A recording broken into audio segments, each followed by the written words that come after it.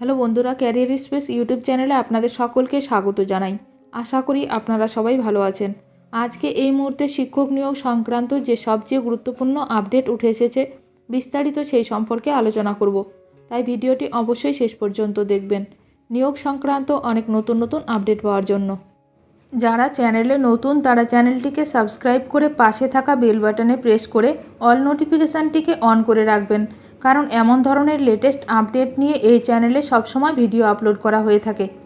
শিক্ষকদের করা মামলায় বড় নির্দেশ কলকাতা হাইকোর্টের, একদিনের মধ্যে রিপোর্ট পেশের নির্দেশ। National institute of open schooling NIOS থেকে প্রশিক্ষণ নেওয়ার পরও ফের প্রাথমিক শিক্ষকের প্রশিক্ষণ DLED নেওয়ার নির্দেশ দেওয়া হচ্ছে। এই সংক্রান্ত মামলাতেই এবার রাজ্যের নীতি নিয়ে প্রশ্ন তুলল কলকাতা হাইকোর্ট। একবার ট্রেনিং নেওয়ার পরও কেন প্রশিক্ষিত শিক্ষকদের কেন ফের প্রশিক্ষণ নিতে হবে? প্রশ্ন তুলে রাজ্যের কাছে রিপোর্ট চাইলেন বিচারপতি অমৃতা সিনহা।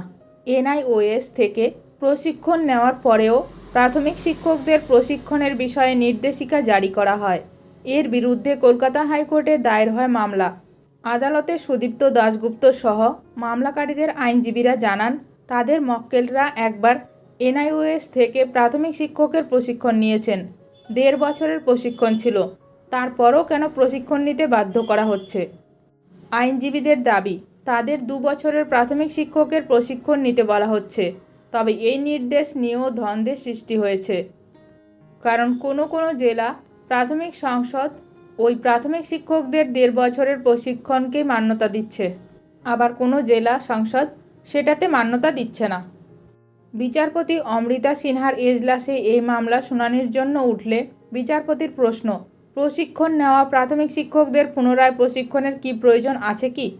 যদি তা থাকে তাহলে এই বিষয়ে স্কুল শিক্ষা কমিশনারকে বিবেচনা করতে হবে এবং নির্দিষ্টভাবে সেই প্রয়োজনীয়তা উল্লেখ করে আদালতে রিপোর্ট দিতে হবে।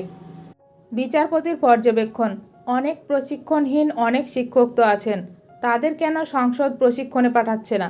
একবার প্রশিক্ষিত শিক্ষকদের ফের প্রশিক্ষণ নিতে হবে কেন? ভিডিওটি ভালো লাগলে অবশ্যই লাইক করবেন। আজকের ভিডিওটি এখানেই শেষ করলাম। নতুন কোনো আপডেট নিয়ে দেখা হবে নেক্সট ভিডিওতে।